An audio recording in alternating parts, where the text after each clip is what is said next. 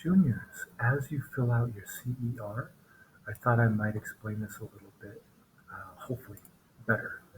So for your final, okay, your CER final, if you look in the module, you'll see turn in your CER final. It's open on Wednesday, but it's due on Thursday, okay, June 10th. It's due. It's worth 100 points, but it's weighted, so it's actually worth a little bit more than 100 points.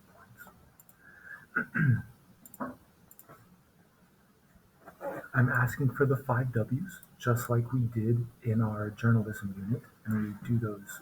We learn to do those lead paragraphs, where you tell us who is impacted and who does the action, what the topic or issue is, like what are the stakes, when the action happens, and when its impacts happen. Sometimes that's two different times. Where does the action take place, and where do the impacts take place? For example, if the story is about Pepsi cutting jobs, the story itself might take place in Delaware or wherever Pepsi headquarters are, but the impact might take place all over the US, wherever there are factory jobs. All right, so please keep an eye out for that, and just know that sometimes the when and the where of the story are different things. And then finally, why is it newsworthy? And this question right there, the who, right, who's doing the action, who is impacted by the action, and why is it newsworthy? These are really important to set up your claim, because your claim is supposed to be, how do you know whether the information is actually informative or whether it's misinformative? And that takes a little bit of critical thinking. And if you want an example, again, you can look at the modules.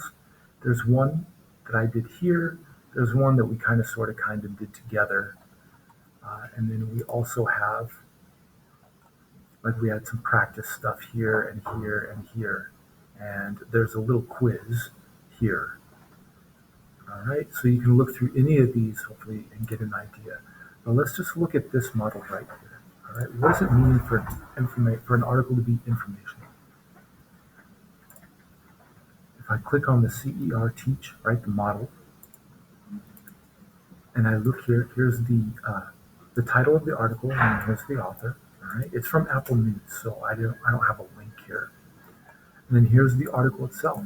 It's just about the best first jobs for people interested in entrepreneurship. Okay, well, how could that be misinformative?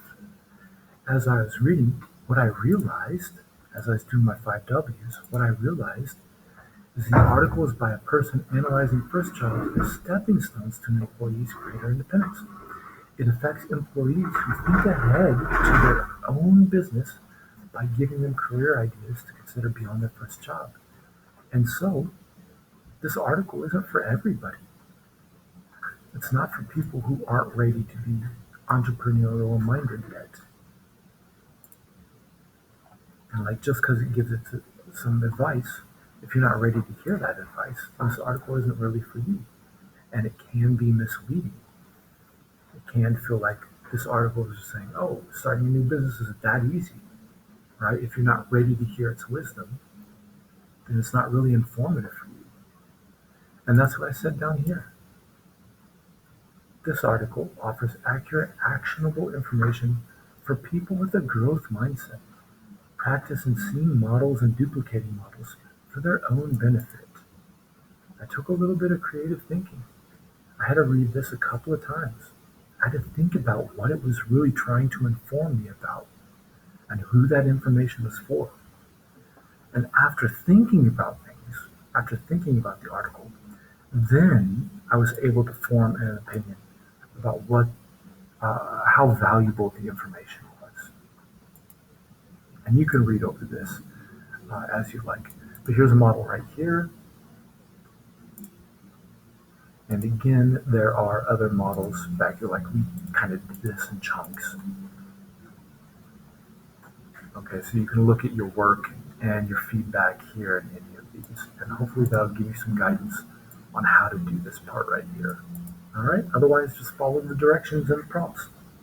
And please, please, please read the rubric, know how you are graded, writing conventions, 5 Ws, claim, evidence, reasoning.